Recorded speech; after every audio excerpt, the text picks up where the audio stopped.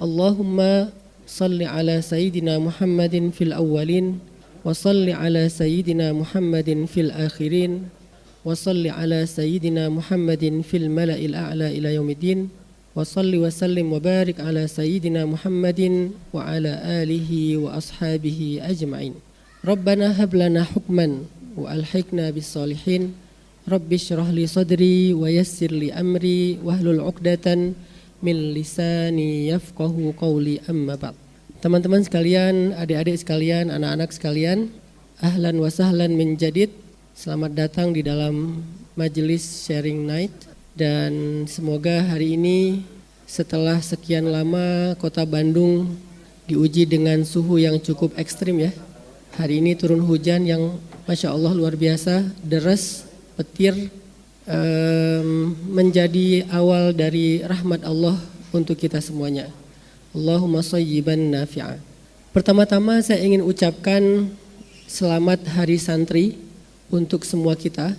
Meskipun mungkin kalian ngerasa bukan santri, padahal santri itu tidak harus yang punya kesempatan mondok aja, tapi semua yang berazam untuk belajar kepada gurunya, baik di pondok pesantren maupun di sekolah-sekolah atau bahkan di majelis-majelis, insya Allah mereka semuanya adalah santri. Semoga semangat historisnya Hari Santri dengan dikeluarkannya sebuah panggilan jihad oleh Hadratus Syekh Hasyim Asy'ari, sehingga terjadilah perang besar di Surabaya pada tanggal 10 November. Ini menjadi semangat pembaharuan bagi kita semuanya dalam Islam, dalam dakwah, dalam thalabul ilmi. Bahwa ternyata peran santri itu bukan hanya sekedar belajar ilmu, tetapi juga punya kontribusi bagi bangsa dan bagi agama. Kalau dulu kontribusi santri adalah dengan mengusir para penjajah, mungkin kalau sekarang kontribusi santri adalah membangun negara ini dengan ilmu mereka, dengan karya-karya terbaik mereka. Nah, bertepatan dengan Hari Santri hari ini, pas juga memang jadwalnya sharing night. Biasanya sharing night itu kita memang temanya tentang ekologi ya. Tapi malam ini bertepatan dengan Hari Santri, saya pengen bahas sedikit tentang tema kesantrian. Karena memang momentumnya Hari Santri. Salah satu di antara harapan saya di anak muda Indonesia adalah jadilah generasi yang cinta akan literasi. Jangan sampai kita menjadi generasi hasil framing sosial media. Ini sangat menyedihkan ya. Kalau kalian nih Gen Z, nanti setelah kalian Gen Alpha, atau mungkin ada sisa-sisa generasi saya Gen Milenial yang masih muda, karena saya udah gak muda lagi ya. Makanya tadi saya nyebutnya teman-teman, adik-adik, anak-anak. Karena sebagian di sini anak-anak saya nih, yang anak-anak 20 Mind itu kan seleting sama anak saya, jadi anak-anak juga. Harapan saya kepada kalian, para pemuda yang jadi memang salah satu di antara kunci peradaban khususnya di Indonesia, jadilah pemuda yang tumbuh dengan literasi yang baik. Kalian cinta dengan literasi. Jangan sampai referensi kalian itu adalah framing sosial media apapun versinya. Atau mungkin kalian akan dihadapkan dengan era AI atau era di mana kalian bisa mendapatkan informasi secara instan dari prompting di AI. Apakah ini adalah sebuah kemajuan? Allahu a'lam. Kita lihat dari sisi positif ya, kemudahan. Tapi jangan sampai kehilangan akar pertanggungjawaban ilmiah. Betapapun kalian menggunakan fasilitas AI, saya tipe ustadz atau guru ngaji yang tidak anti terhadap perkembangan zaman. Mau zaman sosial media sebelumnya atau zaman AI sekarang, tanya sama anak-anak 20 Mind. Saya bolehkan mereka kok pakai ChatGPT, bolehin mereka kok pakai DeepSeek, pakai Gemini, pakai apapun itu. Tapi dengan sebuah syarat, mereka nggak boleh mengabaikan pertanggungjawaban ilmiah dalam setiap prompting mereka. Mereka harus agak kritis ya. Jadi analytical thinkingnya, critical thinkingnya itu dipakai buat ngelihat apakah informasi yang diberikan AI ini punya referensi yang jelas atau enggak gitu. Karena saya pernah menguji ChatGPT dengan sedikit prompting saya tentang pertanyaan agama. Saya memposisikan diri sebagai orang yang nggak tahu agama sama sekali. Jadi saya nanya ke ChatGPT, jawabannya salah. Akhirnya saya koreksi, dia minta maaf. Jadi ChatGPT pernah minta maaf sama saya gitu. Jadi kita bisa juga sekali-kali agak-agak jahil sama AI ya. Sebelum dia berubah jadi GI atau SI nanti nggak bisa jahil lagi. Mumpung masih AI nih, masih bisa dijailin lah. Nah, siapa tahu nanti kalau udah jadi SI, kalian yang bakal dijailin sama dia. Kalau sekarang masih bisa lah karena kita masih di atasnya dia. Jadi saya tanya sebuah pertanyaan akidah, dia jawabnya salahnya agak fatal sih gitu. Sehingga saya koreksi nggak kayak gitu jawabannya. Kamu kenapa bisa ngomong gitu? Referensi kamu apa? Ternyata dia bilang, oh saya mah dapatnya dari banyak konten-konten di website yang bisa saya akses. Apa referensi buku kamu? Saya bilang, oh enggak dari website ini. Oh lain kali kamu nggak boleh kayak gitu. Kamu harus cari referensi buku walaupun buku digital. Oh baik, lain kali saya akan perbaiki. Itu pertama kali ChatGPT minta maaf sama saya. Kayaknya udah lebih dari 3 kali dia minta maaf. Terakhir tadi pagi juga minta maaf lagi tuh. Saya ngomongin tentang investasi ya, saya catat sih data-data dia. Jadi kita kayak diskusi gitulah tentang investasi salah satu yang lagi rame sekarang. Saya minta dia kasih simulasi. Kalau gini gimana? Dia kasih simulasi. Udah panjang chatnya. Saya ulang pertanyaannya. Ternyata beda jawabannya. Saya bilang kenapa kamu di atas ngomongnya kayak gini, sekarang kamu kok kayak gini, oh ternyata kamu detail juga ya kata dia. Jadi dia mengkomentari saya, ternyata kamu orangnya detail juga ya, maaf ya saya tadi salah ngitung gitu. Oh berarti memang kita nggak bisa hanya mengandalkan kecanggihan AI, udah gitu kayak sangat fanatik gitu loh, semua yang dia sampaikan informasi seolah-olah udah pasti benar. Maka sebagaimana sosial media juga informasinya masih sangat relatif, bahkan syubhat, begitu juga di era AI. Makanya anak muda harusnya menjadi generasi yang cinta akan literasi. Jadi kalian cinta akan referensi, kalian harus punya analytical thinking dalam mencari sebuah informasi, nggak bisa hanya sekedar gampang di framing oleh orang lain secara emosional kemudian kita terlibat dalam konflik. Apapun itu, ini nggak ada urusannya dengan kasus apapun lagi viral, tapi ini adalah bagian dari kebutuhan peradaban. Karena kalian adalah kontributor atau asetnya peradaban, nggak bisa kita membangun peradaban dari sentimen atau ego atau emosional karena framing-framing yang ada di sosial media ataupun informasi yang tidak berreferensi yang ada di AI. Makanya itulah kenapa kita perlu ngaji, kita perlu belajar, kita perlu baca buku, kita perlu meneliti, meriset supaya pemikiran kalian itu memang hasil dari sebuah penelitian yang serius gitu. Kalau memang yang kalian lagi pikirkan itu sesuatu yang serius. Kalau kalian lagi mikirin sesuatu yang gimmick ya udah nggak usah terlalu serius-serius amat juga ya. Kalian lagi ngobrol sama Sandi nih, ya ada salah satu teman-teman kita yang di stand up. Ya udah nggak perlu riset yang kayak tentang ilmiah, mungkin risetnya riset sosial apa ya, biasa kalau riset anak-anak stand up tuh apa? Masalah sosial ya. Jadi bukan tentang referensi-referensi ilmiah. Tapi kalau kalian lagi mikirin tentang agama, tentang negara, tentang hal-hal yang sifatnya sangat krusial, itu penting sekali berpikir dengan referensi yang jelas. Jadi mindset kalian, persepsi kalian itu harus dibangun oleh buku.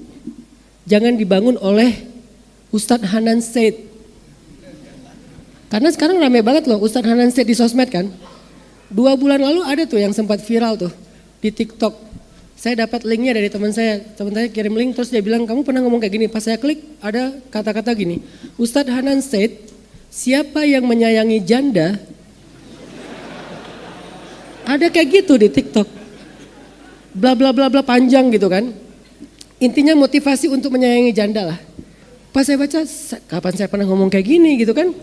Akhirnya saya lihatlah komennya ribuan tuh. Ternyata komennya tuh marah-marah sama saya. Dalam hati saya ngapain kalian marah ke gua, kan gua gak pernah ngomong kayak gini.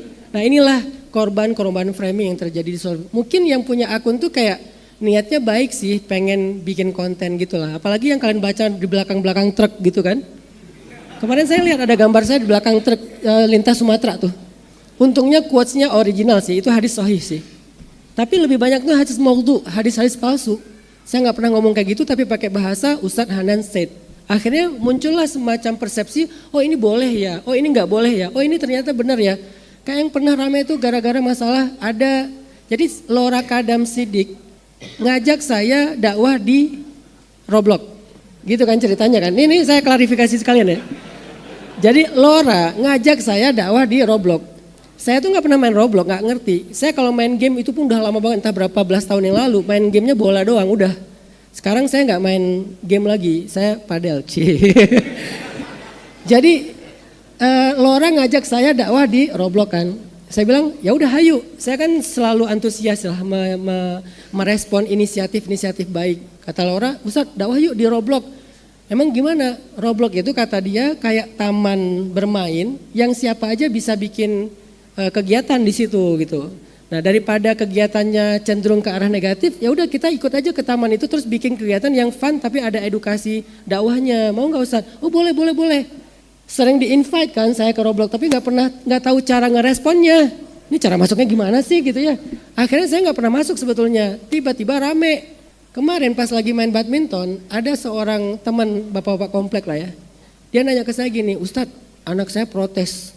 Anak saya masih kelas berapa SD gitu, protes. Pas saya larang dia main Roblox, dia bilang Ustadz Hanan aja main Roblox. Kata dia saya main Roblox. Loh, Ustadz main Roblox gitu? Enggak pak gitu. Tapi kata anak saya rame itu Ustadz di Roblox ternyata ada Ustadz Hanan segala macam. Saya ceritalah kronologisnya. Oh ternyata saya cuma diajak ikut dakwah di Roblox, tapi yang viralnya saya main Roblox. Jadi teman-teman nggak bisa hal-hal yang terjadi di sosial media secara subjektif diposting atau diupload oleh orang-orang yang punya akun, apalagi kadang-kadang akunnya nggak jelas siapa pemiliknya, itu kita jadikan sebagai referensi walaupun mencatut nama-nama besar. Nama ulama-ulama besar Islam, Imam Asy-Syafi'i, siapa segala macam. Nggak bisa langsung kita jadikan sebagai referensi karena itu bukan standar ilmiah. Itu sangat nggak ilmiah tuh dalam sebuah studi ilmiah itu sangat tidak ilmiah kan. Karena itu bukan referensi kan, itu masih cenah. Padahal Nabi pernah mengatakan hati-hati dengan qila wa qala. Qila wa qala itu bahasa Indonesianya adalah katanya. Bahasa Jawanya jarene. Bahasa Sundanya cek saha, cenah. Nah ini kan domirnya gaib ya, nggak jelas. Nah hu itu siapa kan nggak jelas kan. Jadi cenah itu nggak jelas dari mana asal usulnya. Maka sosial media itu bagian dari cenah. Cek saha, cek Ustadz Hanan, benar nggak cek Ustadz Hanan? Ternyata enggak, berarti kan nahnya dikembalikan kemana? Jangan-jangan Ustadz Raihan, jangan-jangan siapa gitu ya. Jadi teman-teman, ini bukan standar ilmiah. Sehingga pesan pertama saya sebelum kita sholat isya, nanti kita akan bedah tentang masalah kesantrian. Saya ngajak anak-anak muda seluruh Indonesia, apapun pemikiran kalian, mazhab fikih kalian, bahkan agama kalian, karena kita sama-sama anak bangsa, jadilah anak Indonesia yang cinta akan literasi, cinta akan referensi ilmiah, terutama ketika kalian bicara tentang persepsi yang berkontribusi dalam membangun opini publik. Jangan sampai kalian terlibat dalam opini publik berdasarkan cenah. Dan itu sangat membahayakan peradaban. Karena peradaban yang dibangun atas cenah berarti dia dibangun atas syubhat. Dulu ada seorang laki-laki di zaman Amirul Mukminin Umar bin Khattab. Dia tinggal di Irak kalau nggak salah. Dia baru masuk Islam, mu'alaf ceritanya. Terus dia datang ke Madinah. Banyak bikin konten-konten yang tadi, konten cenah. Tentang Al-Quran, tentang hadis, tentang fikih, tentang akidah. Banyak dia bikin konten. Sehingga, tapi dia public speakingnya tuh bagus gitu. Mungkin dia kayak influencer yang jago main sosmed pada masa itu ya. Tapi sosmednya kan pasar kan. Dia di pasar bikin konten, di pasar dia kayak speak up tentang apa gitu. Terus dia kayak jelasin apa, tiba-tiba jadi ngedadak ustadz gitu kan di pasar. Pengikutnya banyak, rame tuh. Lalu gara-gara pengikutnya udah banyak di Madinah, muncullah kontradiktif dan kontroversi tentang pemikiran Islam. Ada yang mempertanyakan keabsahan Al-Quran, ada yang mempertanyakan keabsahan hadis Abu Hurairah, ada yang mempertanyakan ini, mempertanyakan itu. Rame di antara umat gara-gara syubhat tadi, gara-gara referensi yang gak ilmiah. Akhirnya dia diambil sama Umar bin Khattab, dihadapkan kepada Umar, di debat sama Umar, di sidang sama Umar, ternyata memang dia tidak punya pertanggungjawaban ilmiah, dia sengaja mencari ketenaran lewat syubhatnya, maka kemudian dia dihukum cambuk 100 kali sama Umar bin Khattab. Lalu diusir dari Madinah, nggak boleh lagi dia bicara tentang agama. Ini bahayanya pemikiran Islam yang tidak berlandaskan referensi.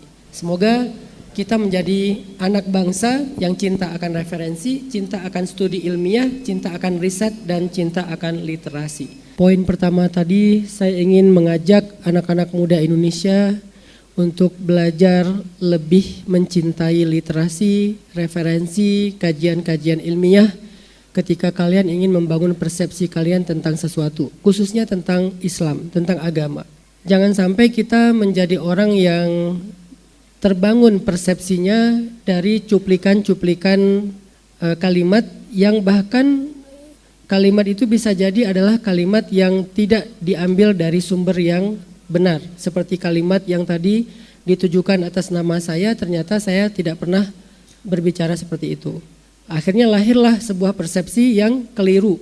Dan persepsi yang keliru ini meskipun hanya hal yang sederhana, takutnya nanti akan jadi sebuah standar. Sehingga kita menilai orang lain dengan standar itu. Menilai baik dan buruk, salah dan benar dengan standar persepsi yang keliru tersebut. Saya kasih beberapa contoh ya tentang bagaimana, atau salah satu contohnya ya, saya pernah dapat broadcast di grup, tapi saya udah live dari grup itu. Tiba-tiba nomor saya dimasukin ke grup itu, terus ada sebuah broadcast di grup Telegram. Judulnya larangan memakai sendal ke kuburan. Judul broadcastnya, larangan memakai sendal ke kuburan. Dia membawa sebuah hadis riwayat Abu Daud An-Nasai dengan derajat hasan.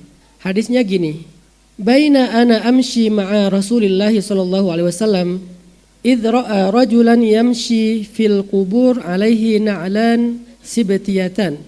Faqala Rasulullah sallallahu alaihi wasallam, Ya sahibas sibtiyatain, alqi sibtiyataik. Fanadhara ar-rajul falamma arafa Rasulullah alqahuma. Artinya, dari Bashir bin Al-Khasasiyah radhiyallahu an, ia berkata, ketika aku berjalan bersama Rasulullah suatu hari, beliau melihat seorang laki-laki berjalan di antara kuburan dengan dua sendal sibtiyah. Maka beliau berkata, wahai pemilik dua sendal sibtiyah, lepaskanlah kedua sendalmu. Lalu orang itu menoleh dan ketika ia tahu bahwa itu adalah Rasulullah, ia pun segera melepaskan sendalnya. Nah, si yang membuat broadcast langsung mengistimbat hukum. Istimbat itu menyimpulkan hukum. Padahal istimbat ini kan kerjaannya para ulama ya. Nggak boleh kita yang baru hijrah mengistimbat hukum, dan ini sangat bahaya. Bahkan saya pun tidak pernah mengistimbat hukum. Saya mengcopy paste hukum dari istimbat para ulama yang saya baca. Jadi tidak mengistimbat sendiri atau mengistiqra sendiri, saya enggak. Dia langsung mengistimbat hukum tentang ternyata ke kuburan pakai sendal itu hukumnya haram. Jadi enggak boleh, siapapun yang ke kuburan kalau pakai sendal berarti dia berdosa. Saya carilah penjelasan hadis itu dari beberapa referensi. Ternyata para ulama seperti Imam An-Nawawi dan lain-lain, khususnya yang mazhab Syafi'iyah, membandingkan hadis itu dengan hadis lain yang lebih kuat riwayatnya, yaitu hadis Bukhari dan Muslim. Kalau tadi hadisnya hasan, Bukhari Muslim gak usah tanya kan, itu tersahih kedua setelah Al-Quran kan gitu ya. Jadi referensi tersahih kedua dalam Islam setelah Al-Quran adalah Bukhari Muslim. An Anas bin Malik radhiyallahu anhu qala, Innal abda idza wudi'a fi qabrih wa tawalla anhu ashabuh wa innahu la yasma'u qar'ani 'alihim atahu malakani fayuq'idanihi fayaqulani lahu ma kunta taqul fi hadzal rajul Muhammad, dan seterusnya. Panjang. Terjemahannya dari Anas bin Malik, Rasulullah SAW bersabda, sesungguhnya ketika seorang hamba telah diletakkan di dalam kuburnya, para sahabatnya telah berpaling meninggalkannya. Sungguh ia mendengar suara langkah sendal mereka. Dan masih banyak kalimat di bawahnya tentang pertanyaan kubur lah ya. Karena ulama ini kan kalau menulis kitab biasanya ngasih judul juga nih. Kayak misalnya di dalam Sahih Bukhari itu ada sebuah judul, bolehnya menamakan masjid dengan nama kabilah. Jadi judul hadisnya boleh menamakan masjid dengan nama kabilah. Tapi hadisnya tentang lomba berkuda. Jadi ada pertandingan turnamen berkuda di zaman Nabi, di mana startnya di Thaniyatil Wada, sedangkan finishnya di Masjid Kabilah apa gitu, saya lupa nama kabilahnya. Tapi dinamakan dalam kalimat hadis itu Masjid Kabilah apa gitu. Misalnya kalau ini Saninten, Masjid Saninten, boleh nggak namain Masjid Saninten? Boleh, nggak harus Masjid Al-Latif. Jadi karena hadisnya begitu. Lalu ternyata hadis ini bukan hanya tentang nama masjid kan, tapi bolehnya di depan masjid mengadakan acara event olahraga gitu. Nah ini artinya banyak versi lah tentang istinbat sebuah hadis. Nah hadis tadi ternyata diangkat oleh para ulama, orang yang sudah meninggal ketika keluarganya meninggalkannya 7 langkah sendal, dia tuh benar-benar mendengar Qur'ani alihim, mendengar apa Qur'an teh? Hentakan langkah-langkah sendal. Na'alun, ni'al. Pertanyaannya kenapa ya? Di sini boleh masuk ke kuburan pakai sendal. Sementara di hadis yang tadi nggak boleh. Barulah ulama mengistimbat hukum. Sendal yang dilarang tadi adalah sendal dengan merek tertentu namanya sibetiyah. Apa itu sibetiyah kata para ulama? Kan ulama ini teliti kan Islam itu kan. Itu kalian kalau nyantri di pesantren omongannya tuh kayak gini-gini nih. Penelitian hadis, fikih, bukan yang tausiah jomblo, patah hati, bukan. Itu kalau di kajian saya, ringan lah. Makanya kalau mau nyantri yang benar ya beda sama yang kajian-kajian umum. Kalau yang nyantri benar itu bahsul masail. Kalian lihat dari pondok-pondok tradisional kalau lagi bahsul masail tuh, debat tentang satu urusan itu tuh keluar dalilnya ngeri-ngeri tuh. Jadi nggak ada yang kayak ringan-ringan di sharing night, sharing time. Kalau mau agak sedikit berat mungkin kalian sarung time lah di pesantren atau di tempat saya, itu pun nggak berat-berat banget, lumayan lah gitu. Nah kata para ulama sibetiyah itu adalah sendal bludru yang hanya dibeli oleh orang kaya dan belinya pun di Damaskus, nggak ada di Mekah, Madinah. Artinya sendal mahal. Branded lah kalau sekarang. Sedangkan na'al itu sendal toilet yang dari kayu itu loh. Makanya Qur'an ketika dihentak tuh ada bunyinya kan. Kalian pernah pakai sendal kayu toilet kan? Bunyi tak tok tak tok tak tok kan. Nah sehingga para ulama menyimpulkan sebetulnya yang dilarang itu bukan pakai sendal tapi bermewah-mewahan ke kuburan. Karena alhaakumut takatsur hatta zurtumul maqabir. Ini bahayanya orang yang krisis literasi. Tapi dia merasa punya, ada ini kok hadisnya nih. Iya itu memang hadis. Derajatnya bagus, hasan gitu. Bahkan sahih kalau beberapa yang cerita lain gitu. Tapi apakah cukup menyimpulkan satu istimbat hukum dengan satu hadis doang? Nggak cukup. Tapi ini hadisnya jelas, ya jelas. Tapi Islam nggak cuman dengan satu referensi langsung disimpulkan. Tapi emang susah ngomong sama orang yang baru hijrah kan ya. Karena kajian tentang hadis tadi itu kajian kuliah, sementara dia masih SD. Anak kuliah ngomongin rumus matematika tingkat lanjut ke anak SD yang gak akan nyambung. Makanya kesimpulannya adalah kita emang harus belajar jadi anak kampus, jadi mahasiswa kalau mau ke level yang pemikiran Islam. Kalau enggak ya udahlah kita belajar sendiri aja dulu, jangan banyak komen di sosmed. Jangan-jangan komen kita itu cuma transfer pahala doang. Pahala kita sholat baru dikit, udah ditransfer kepada orang lain. Sehingga orang yang untung, robah, kitanya muflis, kitanya bangkrut. Gara-gara komennya ternyata keliru. Atau malah memunculkan fitnah atau syubhat di tengah-tengah umat. Ini salah satu contoh aja. Betapa kesimpulan yang diambil walaupun dari hadis yang benar, hadis hasan, bisa salah kesimpulannya karena gak paham kaidah-kaidah ilmu fikih, ilmu alat. Dulu di zaman tabi'in pernah terjadi kayak gitu tuh. Ada tabi'in yang salah menyimpulkan ayat tentang wala tulqu biaidikum ila tahlukah. Jadi lagi perang, terus karena musuhnya kuat banyak, tiba-tiba seorang laki-laki tabi'in berdiri bilang kepada kaum muslimin, wahai kaum muslimin, jangan sampai kalian celaka hari ini, yuk kita mundur. Karena Allah berfirman wala tulqu biaidikum ila tahlukah. Janganlah kalian mencelakai diri kalian dengan tangan kalian sendiri. Langsung dipukul semua sahabat.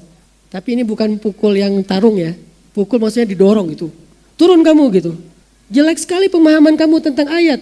Ayat itu turun kepada kami kaum Ansor. Ketika kami ingin menjual senjata. Ketika kami berkata kaum muslimin itu prajuritnya udah banyak. Ya udah kita gak usah berperang lagi hari ini. Karena sudah banyak yang menggantikan kita. turunlah ayat, janganlah kalian mencelakai diri kalian dengan tangan kalian. Maksudnya, apa maksud mencelakai? Menjual senjata.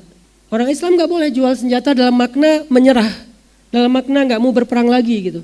Orang Islam gak boleh, kalau di zaman Nabi dulu ya, ketika ada panggilan bela negara kalau bahasa sekarang, karena dulu jihad itu kan untuk bela negara dari penjajah kan. Ada panggilan bela negara, dia gak mau bela negara. Itu gak boleh dalam Islam, itu sama dengan mencelakai diri sendiri. Sementara pemahaman tabi'in mencelakai diri sendiri justru pergi berperang. Pemahaman sahabat mencelakai diri sendiri justru nggak pergi berperang. Kok kebalikan? Beda cara memandang ayat. Padahal ayatnya sama.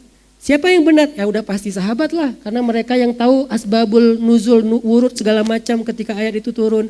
Jadi banyak ilmu-ilmu alat yang harus dipelajari. Gak cukup Allah berfirman, Rasulullah bersabda, jelas kok ini ayatnya, jelas kok ini hadisnya. Gak bisa kayak gitu.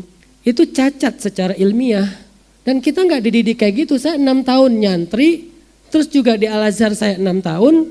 Walaupun 4 tahunnya belajar, 2 tahunnya saya nggak di Al-Azhar, tapi masih juga ikut halakoh-halakoh. Kita nggak pernah diajarkan Allah berfirman, Rasulullah bersabda, hukum. Nggak bisa kayak gitu. Islam ini agama orang cerdas, bukan agama orang polos.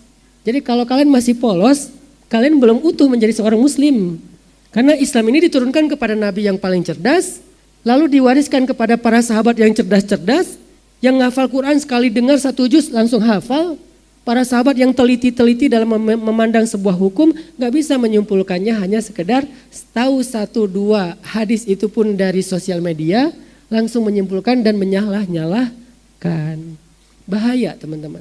Kita gak boleh tumbuh sebagai generasi yang seperti itu. Kita harus tumbuh sebagai generasi yang punya standar ilmiah, bisa mempertanggungjawabkan secara ilmiah. Barulah kemudian kita bisa menjadi umat yang wasaton, syuhada ala nas. Umat yang maju, umat yang bisa jadi syuhada itu artinya teladan inspirasi bagi umat-umat yang lain. Orang lain aja di luar sana, mereka tuh risetnya luar biasa untuk sampai menyimpulkan sebuah produk teknologi atau sebuah penemuan ilmiah. Mereka tuh kan riset kan. Sementara kita nggak riset, menurut saya, menurut yang saya dapat di TikTok, hadis TikTok namanya. Hadis TikTok itu kan bukan mungkotik lagi ya, bukan terputus lagi, udah bahkan bisa palsu, mungkar gitu. Jadi karena TikTok ini kan dipertanyakan kesikohannya kan, dipertanyakan ke apa sikoh teh, terpercaya gitu, bisa dipercaya nggak nih sumbernya? Kan berarti nggak sikoh. Bagaimana kalian mengambil sebuah berita dari sumber yang tidak sikoh? Tapi kalian begitu pede untuk merasa paling benar dan menyalahkan orang lain, itu bahaya sekali itu. Nah, saya punya satu rekomendasi ya buat kalian yang pengen belajar Islam dengan hal-hal yang sifatnya kontroversi. Jadi kalau ada isu-isu kontroversi, ini boleh nggak, itu boleh nggak?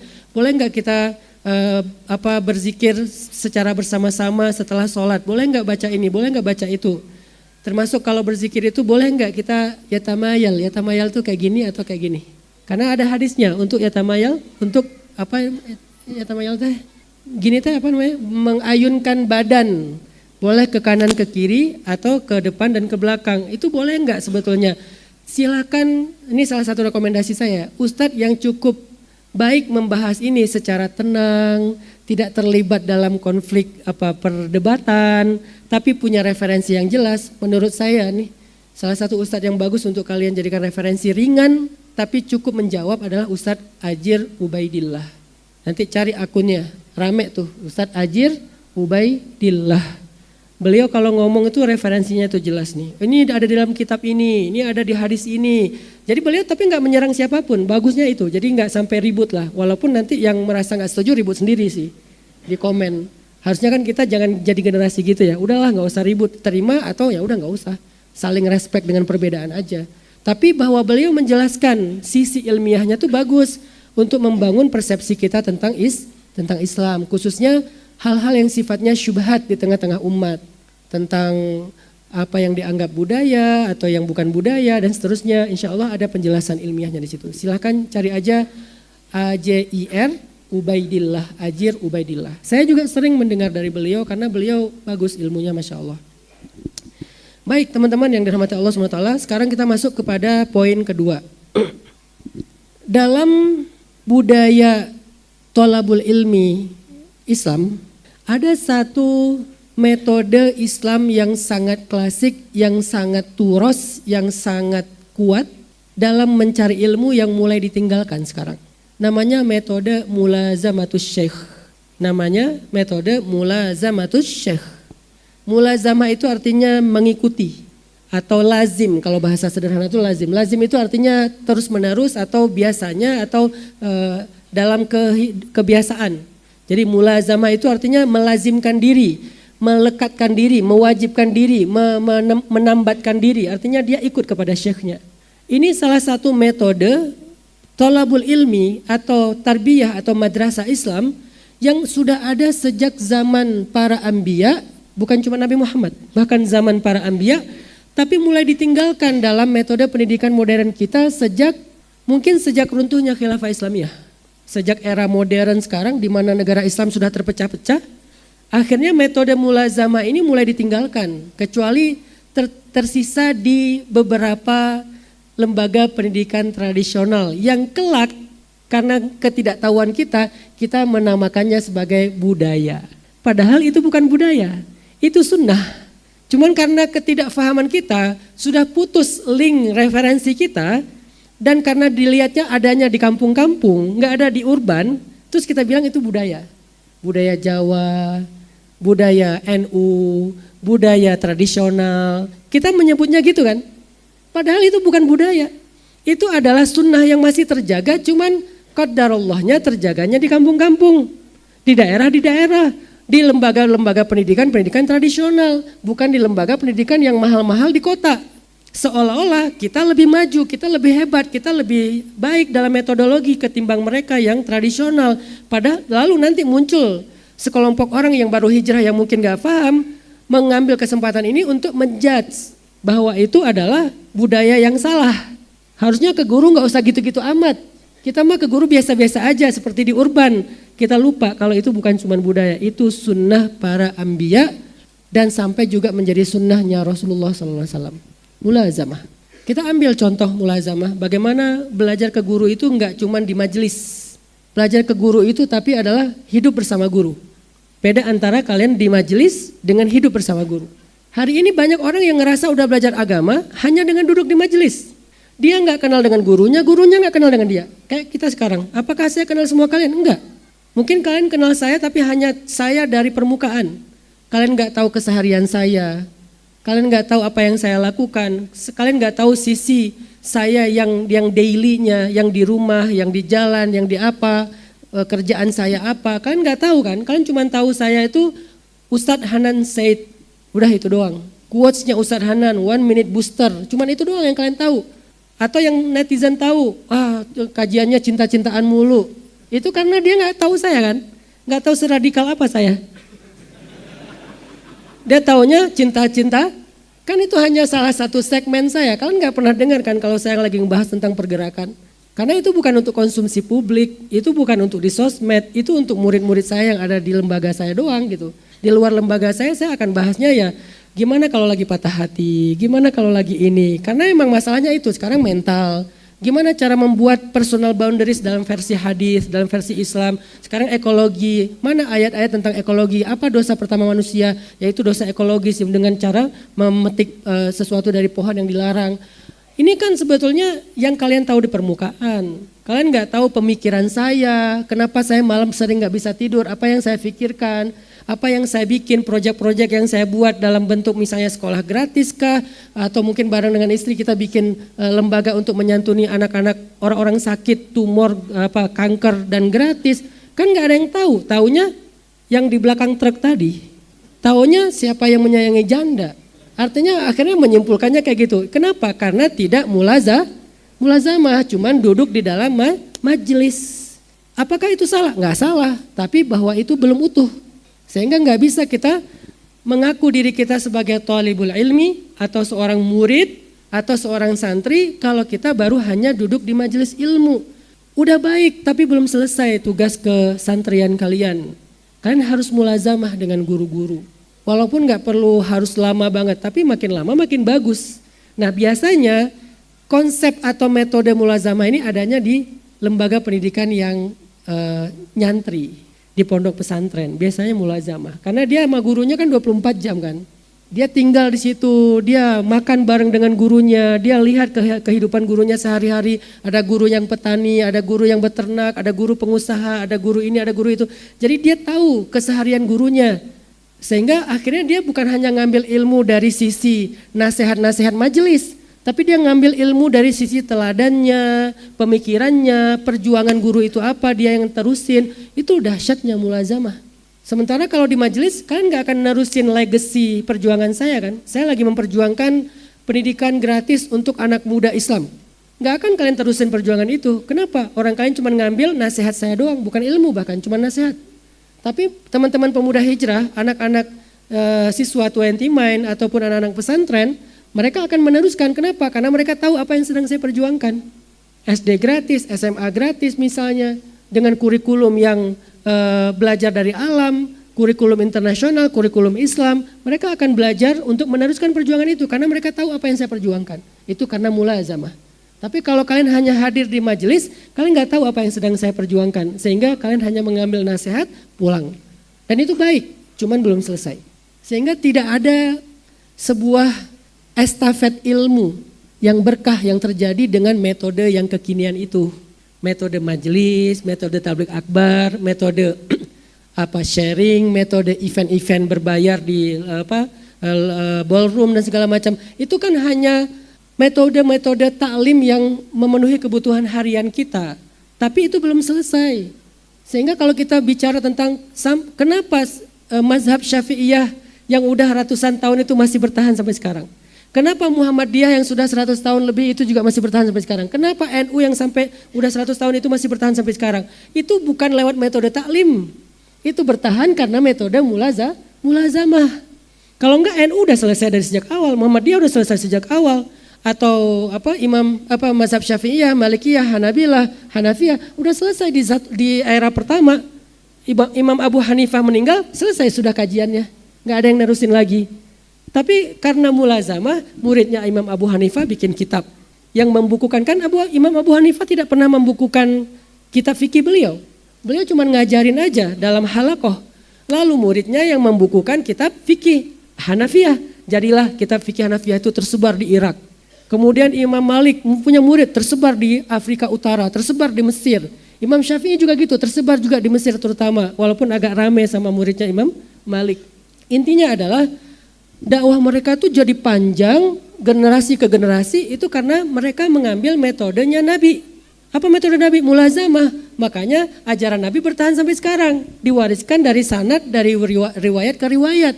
Dari satu generasi ke generasi yang lain. Karena mereka semuanya mulazamah, meneruskan perjuangan orang sebelumnya. Rasulullah berjuang apa? Diterusin sahabat. Sahabat berjuang apa? Diterusin tabi'in. Tabi'in berjuang apa? Diterusin tabi'in dan seterusnya sampai sekarang. Itu dahsyatnya ilmu melalui metode mulazamah. Tapi kalau hanya taklim, selesai. Salah satu nasihat guru saya, Yai Marzuki Mustamar, ketika saya di Malang, kata beliau, kita udah ngelihat bagaimana viralnya Ustadz Hanan di sosial media, di kajian-kajian, di tabligh akbar. Kayak kemarin di Pekanbaru kita adain acara di depan Masjid An-Nur yang hadir 60.000 orang misalnya. Dulu kita ngadain di Gedung Sate ya, yang hadir juga sekitar 50.000 orang. Kita udah lihat Ustadz. Tapi pertanyaan saya kata Yai Marzuki, kalau Ustadz meninggal siapa yang nerusin? Gak ada Yai, saya bilang. Karena saya tidak pernah mengkader. Saya rame sendiri gitu. Kata beliau kalau gitu coba bikin satu metode dakwah yang kecil gak apa-apa. Tapi insya Allah Ustadz mengkader. Sehingga nanti kalau ada apa-apa dengan Ustadz, ada yang nerusin perjuangan pemuda hijrah, dakwah tentang anak muda, urban itu seperti apa, ada yang nerusin. Baik, akhirnya kita bikinlah pesantren, pesan_tren itu, walaupun bukan benar-benar pondok pesantren. Karena memang metode kita tentang dakwah anak urban. Muncul adalah alhamdulillah Ustadz Raihan, kan tahu Ustadz Raihan yang di depan kalian ini, sekarang beliau adalah ketua pemuda hijrah. 2000 berapa Ustadz? 2018 ya? 2016 beliau duduk di sini pakai baju SMA. Beliau duduk di sini pakai seragam SMA. Sekarang ketua pemuda hijrah. Dan insya Allah saya yakin di tangan beliau pemuda hijrah jauh lebih maju, lebih hebat daripada di zaman saya. Tapi insya Allah pahala beliau ngalir buat saya. Oh enak Ustadz dong kalau gitu. Ntar Kalau kalian membuat metode sendiri, nih pertanyaan gini, saya kan bukan siapa-siapa ya. Kalau saya membuat sebuah gerakan sendiri nih, kayaknya gerakan saya nggak gede-gede amat. Sehingga pahala saya juga nggak gede-gede amat. Mending saya membesarkan gerakan guru-guru sebelum saya. Sekarang guru-guru sebelum saya yang saya kampanyekan dakwahnya adalah Hadratus Syekh. Terserah, mungkin di sini ada teman-teman Muhammadiyah, silakan perjuangannya Kiai Ahmad Dahlan, saya perjuangannya Hasyim Asy'ari. Ide-ide mereka lah atau dakwah-dakwah mereka lah yang saya teruskan, yang saya estafetkan. Gak perlu saya membuat dari awal, saya hanya perlu touch up sesuai dengan segmentasi dakwah saya aja. Sehingga kebesaran ide itu, pahala besar dari ide-ide besar mereka ngalir buat saya dan ngalir buat mereka juga. Tapi kalau saya merintis usaha dakwah dari awal lagi yang belum proven, dengan amal saya yang gak sehebat mereka, tidak tentu berkah. Saya gak punya amal-amal rahasia sehebat-hebat para masyayikh. Bisa jadi dakwah saya gak sepanjang mereka sampai ratusan tahun kan. Bisa jadi di generasi kedua udah selesai. Konflik internal, bubar organisasi, masing-masing sendiri, beda lagi metodenya. Kan sedih sayanya yang udah dalam kubur, ternyata dakwah saya gak sampai lagi. Kenapa ya sekarang gak ada lagi pahala yang ngalir, ternyata udah bubar. Kenapa bubar? Konflik.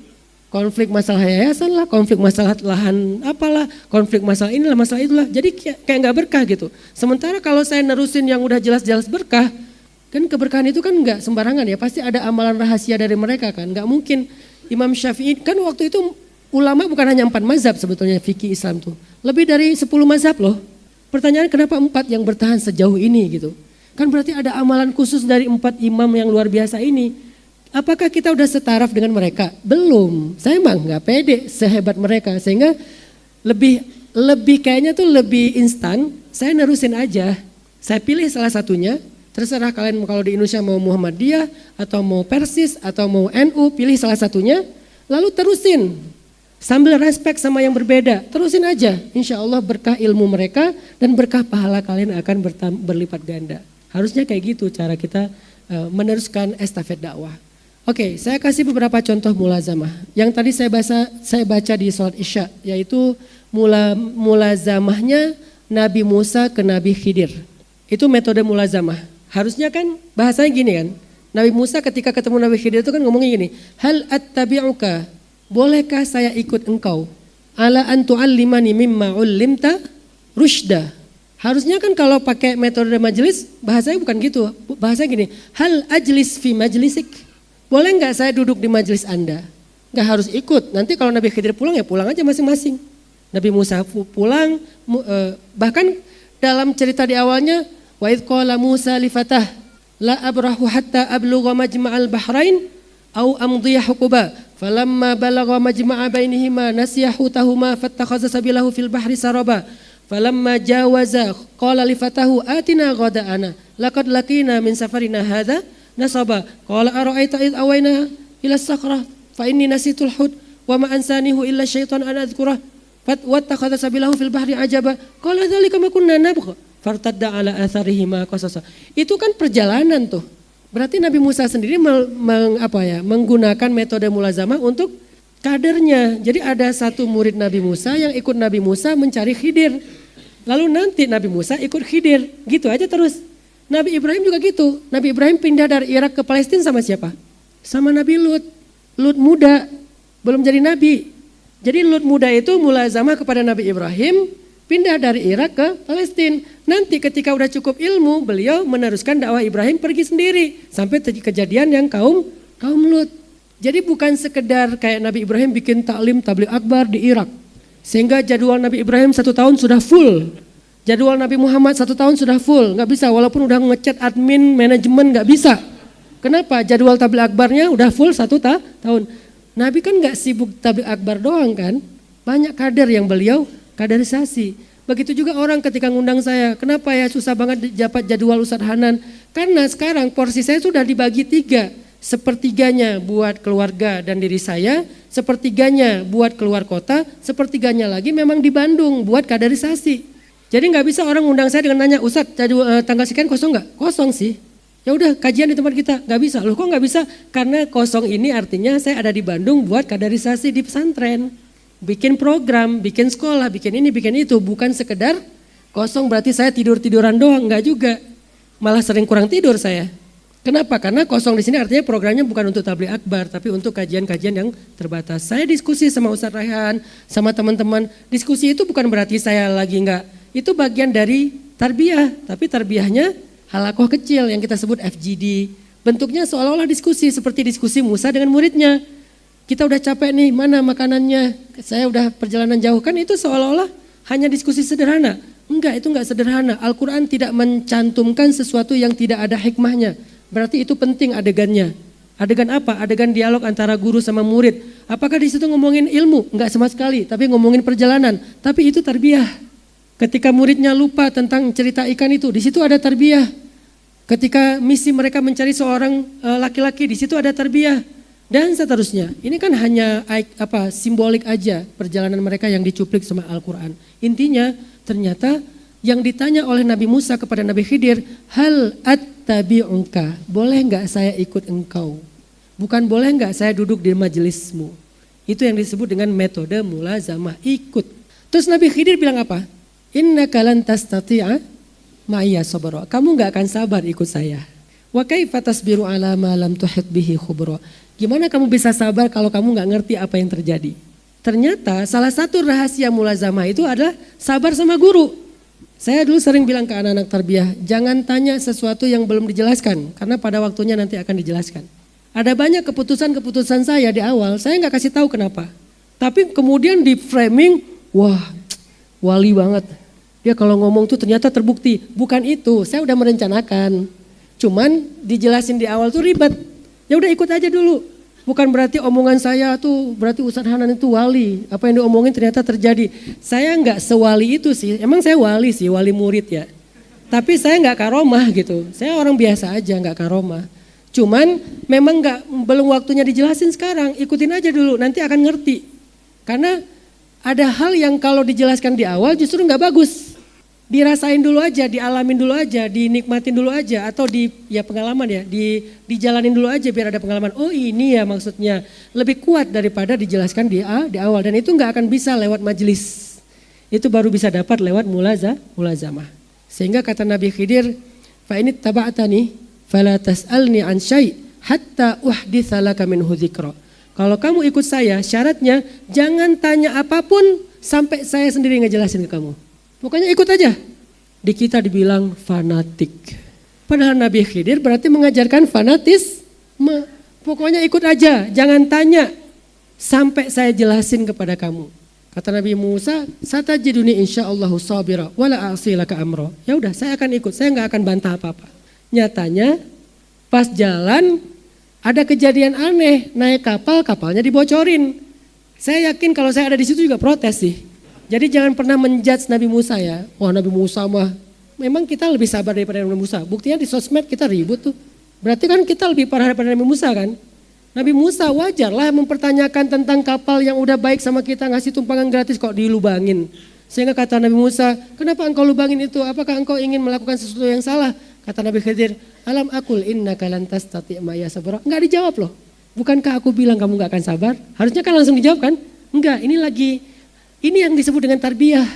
Karena ilmu yang lagi diajarkan Nabi Khidir itu bukan wawasan. Ilmu yang lagi diajarkan itu kesabaran. Enggak akan dapat ilmu kesabaran kalau kalian duduk di majelis.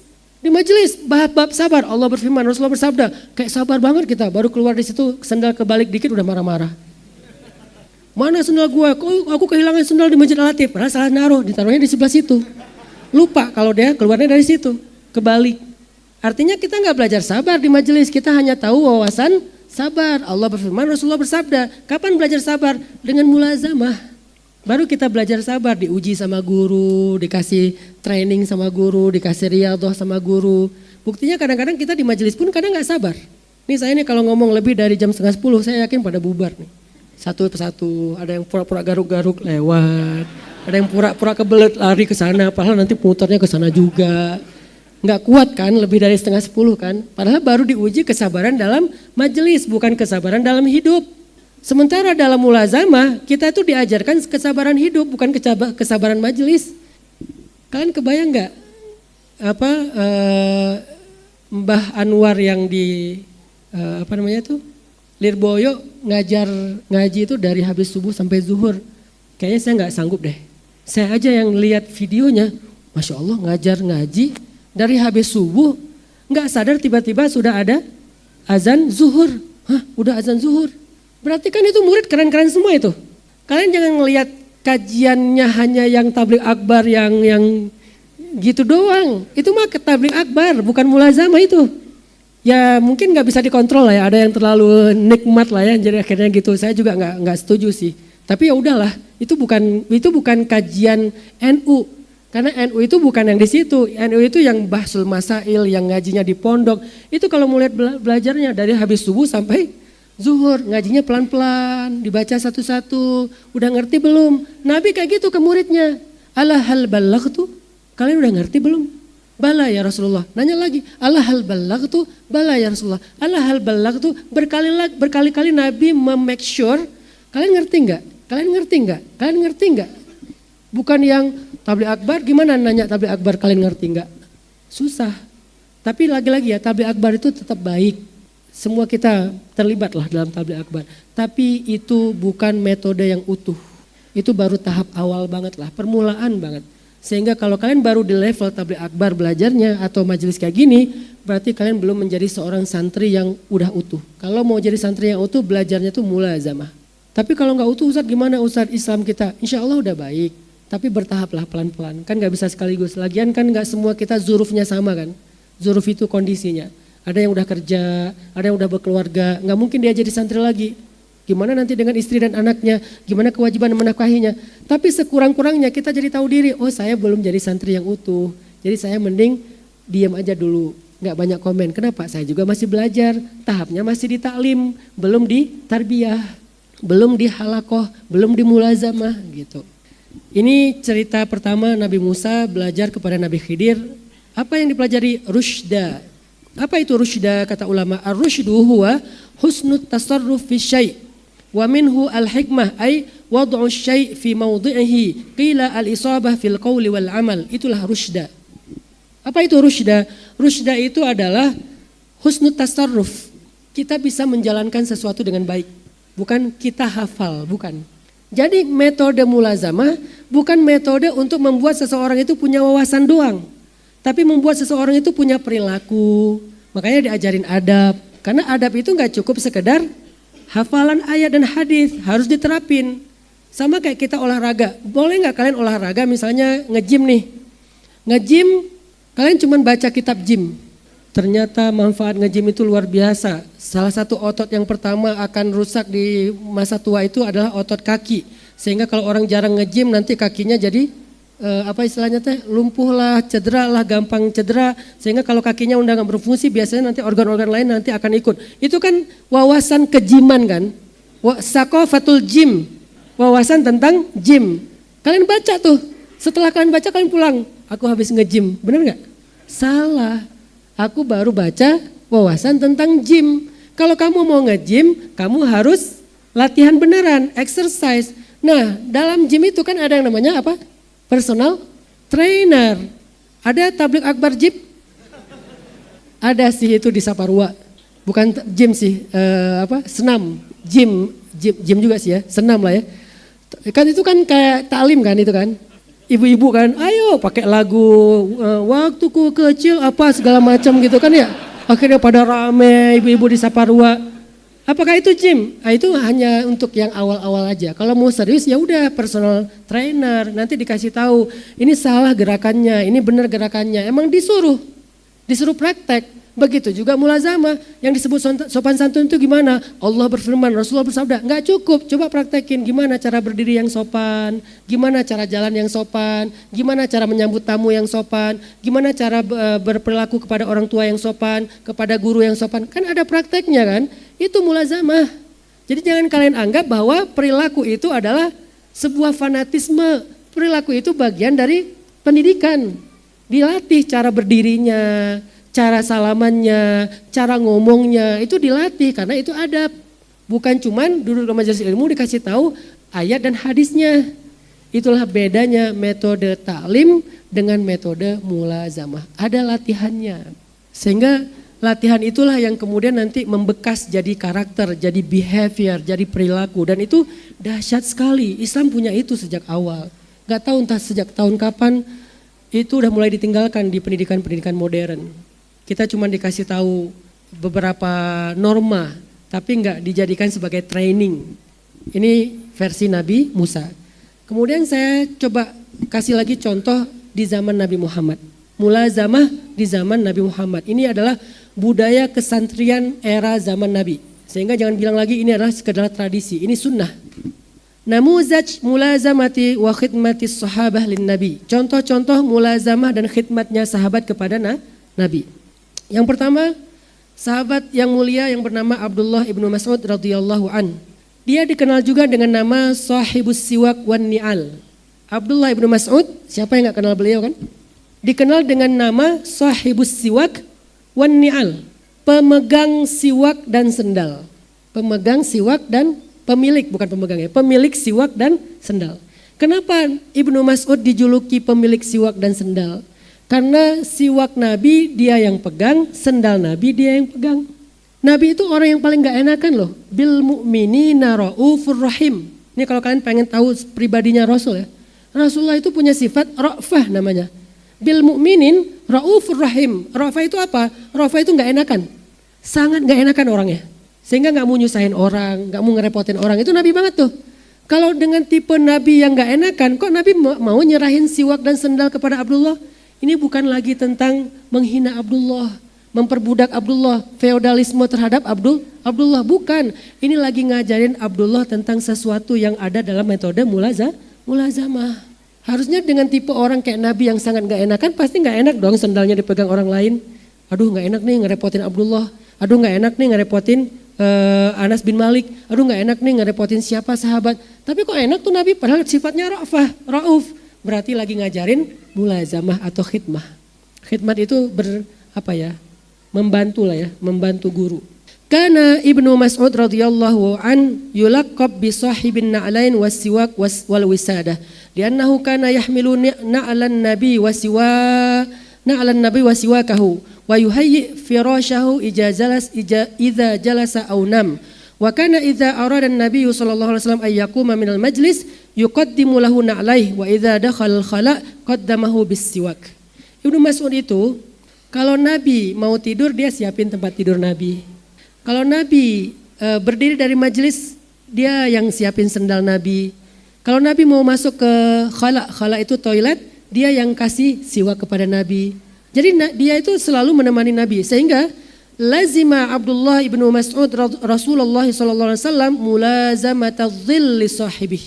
Abdullah mengikuti Nabi, menemani Nabi seperti bayang menemani pemiliknya. Kalian pernah jauh nggak dari bayang-bayang kalian? Kalian di sini, bayang-bayang kalian di sono. Pernah nggak kayak gitu? Nggak ada kan? Namanya bayang itu selalu ngikutin kita kan? Kayak gitulah Abdullah ibnu Mas'ud mengikuti Nabi, nggak pernah jauh. Kenapa nggak pernah jauh? Takutnya Nabi ada butuh apa-apa langsung dia kasih. Gini ngikutinnya tuh. Kemana Nabi pergi? Nabi tidur, dia duduk di depan kamar Nabi diam, nungguin. Nabi keluar malam-malam, dia siapin air buat Nabi wudu, buat Nabi tahajud. Nabi mau ke khala, dia siapin siwak. Nabi keluar rumah, langsung dia siapin sendal. Mulazamatu zil li sahibih, seperti bayang yang selalu menemani orang. Ini analogi ulama tentang mulazamahnya Abdullah ibnu Mas'ud. Kita belum pernah kayak gitu sama guru. Gak pernah kayak gitu juga sama ibu. Gak pernah kayak gitu juga sama ayah. Terus kita apa sih sebetulnya? Sama ibu enggak. Dipanggil ibu, ya ntar. Padahal harusnya jangan sampai ibu memanggil kita 2 kali. Cukup sekali aja. Jangan sampai ayah memanggil kita 2 kali. Cukup sekali aja. Yang boleh manggil kita berkali-kali gak diangkat mantan doang. Telepon lagi reject. Telepon lagi reject. Tapi kalau ayah, maaf ya agak gimmick dikit. Ayah, ibu, guru, harusnya kan khidmatnya tuh ta'zimnya luar biasa ya. Karena mereka orang-orang yang penting dalam hidup kita. Ayah dan ibu melahirkan kita ke dunia secara jasad. Guru melahirkan kita secara ruhaniyah. Dua-duanya berperan dalam melahirkan diri kita. Baik secara jasadiah maupun secara ruhaniyah. Itu Abdullah bin Mas'ud. Kemudian watil kal khidmah ja'alat Ibnu Mas'ud min aktsarin nasi mulazamatan lin Nabi hatta dhanna ba'du sahabah annahu min ahli baitin Nabi sallallahu alaihi wasallam. Saking seringnya Abdullah ibnu Mas'ud mulazamah dan khidmat kepada Nabi sampai para sahabat sebagiannya berpikir Abdullah ibnu Mas'ud itu ahlul bait. Saking seringnya, saking dekatnya dianggapnya seperti ahlul bait bukan sahabat. Ini menunjukkan Abdullah ibnu Mas'ud itu sangat dekat dengan Nabi. Yang kedua, Anas bin Malik radhiyallahu an. Anas bin Malik adalah seorang sahabat Ansor. Dia lahir 10 tahun sebelum Nabi hijrah. Berarti pas Nabi hijrah umurnya berapa? 10 tahun. Kan sederhana. Dia lahir 10 tahun sebelum Nabi hijrah. Berarti pas hijrah ya 10 tahun. Suatu ketika Nabi hijrah, ibunya Anas bin Malik yaitu Ummu Salim atau Ummu Sulaim radhiyallahu anha, termasuk salah satu seniornya Ansor lah, awalunnya Ansor. Ja'at bi ibniha Anas wa qalat lin Nabi. Dia datang menemui Nabi membawa anaknya Anas dan mengatakan, "Ya Rasulullah, hadza Unaisun ibni yakhdumuka fad'ullaha lahu." Ya Rasulullah, ini anakku Anas kecil. Anas karena masih kecil dipanggil Unais. Jadi kalau Kak Buni, Bunaya. Bunaya, wahai anakku tersayang gitu ya. Siapa misalnya di sini? Mang Diki, Dikai. Jadi ada ya-nya gitu ya. Apa sih? Ya Rasulullah, hadza Unaisun ibni. Ya Rasulullah, ini Unais, anakku Anas. Yakhdumuka, aku serahkan kepada engkau agar dia berkhidmat kepadamu. Jadi yang serahin Anas siapa? Ibunya sendiri. Aku serahkan dia kepada engkau agar berkhidmat kepadamu. Fad'ullaha lah. Doakanlah dia kepada Allah. Doakan dia kepada Allah ya Rasul. Jadi ibunya cuma minta didoain. Ini dahsyatnya khidmat kepada guru. Salah satunya adalah mencari doa. Kan kalau di majelis nggak semuanya didoakan kan?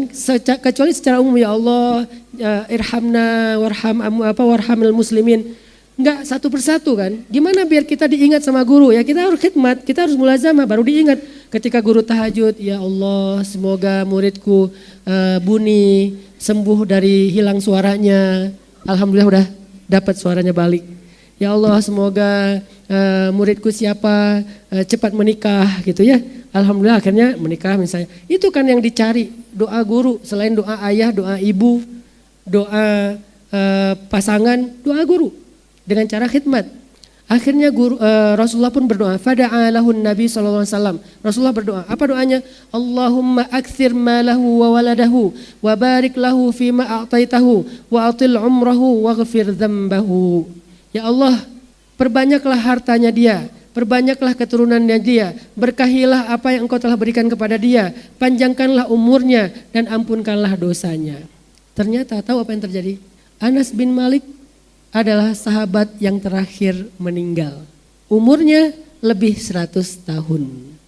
Yang lain rata-rata umurnya 60-70 tahun. Anas lebih 100 tahun. Salah satu sahabat yang paling terakhir meninggal. Generasi sahabat yang paling ujung Anas bin Malik itu. Panjang umurnya. Tahu berapa jumlah keturunannya, anak dan cucunya? 100 orang. Saya gak tahu anaknya persisnya berapa ya. Dan gak usah terlalu diulik lah, nanti kontroversi. Istrinya berapa? Gak usah lah. Pokoknya anak dan cucunya 100 orang. Kenapa? Itu doanya Nabi. Gara-gara Anas berkhidmat kepada Nabi. Wa mundu dzalikal yaum sara Anas khadimun Nabi 10 sinin kamilah min hini hijratihi ila wafatihi. Sejak saat itulah Anas berkhidmat kepada Nabi di rumah Nabi selama 10 tahun dari sejak Nabi hijrah sampai Nabi wafat. Dalam khidmat itu Anas belajar apa? Anas belajar akhlak Nabi. Dan itu enggak akan didapat dengan majlis. Sehingga suatu hari Anas berkata, qala Anas ibnu Malik radhiyallahu an wa yasifun Nabiy sallallahu alaihi wasallam, dia mensifati Nabi seperti apa? Kata Anas, khadamtun Nabiy sallallahu alaihi wasallam 10 sinin, fama qala li uffin qad wala qala li syai'in fa'altuhu lima fa'altah wala li syai'in lam af'alhu ala fa'altah. Saya berkhidmat kepada Nabi 10 tahun.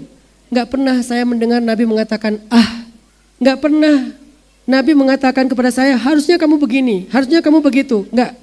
Saking sabarnya Nabi terhadap saya. Jadi kan Anas belajar sifat sabar Nabi dalam muamalah Ini nggak akan didapatkan di majelis ilmu. Ini didapatkannya dengan mulazamah 10 tahun. Ini yang disebut dengan mulazamah. Sehingga akhirnya Anas bin Malik mendapatkan keberkahan dari ilmu tersebut. Ini ringkas-ringkasnya aja. Yang ketiga, namanya Rabi'ah bin Ka'ab al-Aslami radhiyallahu an. Dia adalah seorang anak muda yang fakir di antara para sahabat. Wa kana yakhdumun nabi fil lail. Dia biasanya berkhidmat kepada Nabi di malam hari aja. Karena kalau di siang hari mungkin dia kerja atau apa ya, di malam hari dia berkhidmat untuk Nabi. Jadi nggak harus khidmat itu artinya mulazamah itu 24 jam, nggak harus juga. Ya'tihi bil ma' lil wudu. Dia biasanya menyediakan air untuk wudunya Nabi sallallahu alaihi wasallam, wa yabitu 'inda babih, dan dia bermalam di pintu rumah Nabi untuk jaga Nabi gitu. Suatu hari karena Nabi ngerasa sering dibantu sama Rabi'ah, Nabi ngerasa nggak enak kan. Terus Nabi nanya kepada Rabi'ah, "Salni, minta sesuatu sama aku wahai Rabi'ah, kamu butuh apa?" gitu. Karena kan kalau khidmat itu nggak dibayar kan. Dan ini bukan memanfaatkan murid ya. Ini bukan apa penjajahan apa tadi saya, feodalisme bukan. Ini khidmat. Tapi Nabi nggak enak hati. Sama lah kayak kalian misalnya khidmat sama saya, kan saya nggak enak hati dong ya. Akhirnya ya kasih permen atau apalah, kalau saya sanggup bayar ya saya bayar gitu semampu saya gitu kan. Nah Nabi bilang gini, "Salni, minta sama saya." Kata Rabi'ah, "As'aluka murafaqataka fil jannah." Saya minta supaya saya bisa tetap menemanimu sampai ke surga ya Rasulullah. Ini pintar sih sahabat. Dia bilang, "Ya Rasulullah saya jomblo, gimana ya cara bisa?" Enggak, "Ya Rasulullah saya miskin, minta harta." Enggak, "Saya minta murafaqataka fil jannah." Saya pengen satu surga dengan engkau ya Rasulullah. Ini kan enggak main-main nih, satu surga dengan Rasul, Firdaus al-A'la. Karena kalau enggak minta itu bisa jadi pun kalau masuk surga ya enggak tahu surga yang mana. Walaupun semua surga baik, tapi enggak ada yang lebih tinggi daripada Firdaus kan. Ini permintaan yang spesial banget. Akhirnya kata Nabi, "Awa ghairu dzalik?"